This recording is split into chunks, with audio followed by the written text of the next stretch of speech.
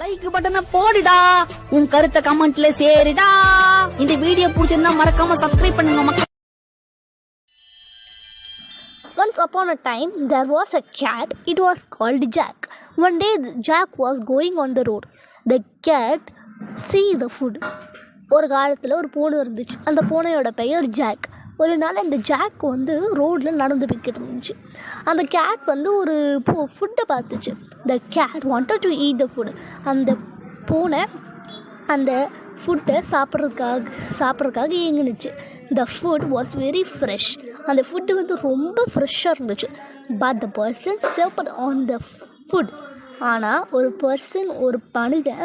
ஒரு மனுஷன் வந்து அந்த ஃபுட்டு மேலேயே மிதிச்சிட்டான். அது எவ்வளவு ஃப்ரெஷ்ஷாக இருந்துச்சு. The cat was angry. அந்த கேட்டு ரொம்ப கோபத்தில் இருந்துச்சு. The cat wanted to punish him. அவனுக்கு ஒரு நல்ல தண்டனையை கொடுக்கணும் அப்படின்னு நினச்சிச்சு. So the cat take one peel of banana. அதனால் அந்த கேட் வந்து ஒரு பனானாவோட தோலை எடுத்து த மேன் ஃபால் டவுன். அந்த மனிதன் வந்து அந்த பழத்தோலை மிதித்து கீழே விழுந்துட்டான். The person leg was beaten. அந்த பர்சனோட அந்த மனிதனோட கால் வந்து ரொம்ப அடிபட்டுட்டு. So he said, "Help me, help me." But the cat said, "I only did it for you. You have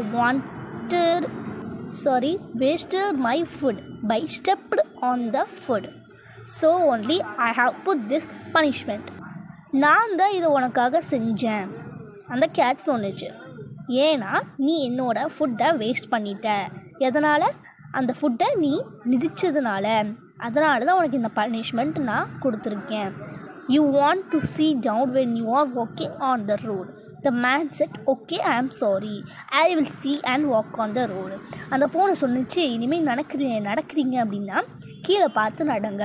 அப்போ தான் என்ன கீழே இருக்குது அப்படிங்கிறது உங்களுக்கு தெரியும் அப்படின்னு அந்த பூனை சொல்லுது. அதுக்கு அந்த மனிதனும், ஓகே, நான் வந்து என்னை மன்னிச்சிடுங்க, நான் இனிமேல் கீழே பார்த்து நடப்பேன், தேங்க்யூ, நன்றி. இது வந்து இந்த கதை வந்து ஒரு imaginary story. So only the cat was talking. அதனால தான் இந்த கேட் வந்து டாக் பண்ணுது. அதுக்கப்புறம் இதில் ஒரு சில வேர்டோட மீனிங் சொல்கிறேன். இது வந்து ஸ்டெப்டு ஆன் ஃபுட்டு. ஸ்டெப்புடுன்னா நம்ம அந்த ஃபுட்டு மேலே காலை வைக்கிறது. நம்ம வந்து கால் வைப்போம்ல, ஸ்டெப்டு ஆன் த ஃபுட் அப்படின்னா அந்த ஃபுட்டு மேலே அவன் காலை வச்சான். ஆங்க்ரி அப்படின்னா கோபம். அடுத்து feel of banana. Feel of banana என்னது? பீல் ஆஃப் பனானா ஒரு பனானாவோட தோல். அடுத்து புட் ஆன் ஹிஸ் வே. அவன் நடக்கிற பாதையில். ஃபால்னா கீழே விழுகிறது. பீட்டட் அப்படின்னா அடிப்படுறது. ஓகேவா? அடிப்படுது. அதுக்கு ஒரு பனிஷ்மெண்ட் அப்படின்னா எனது ஒரு தண்டனை.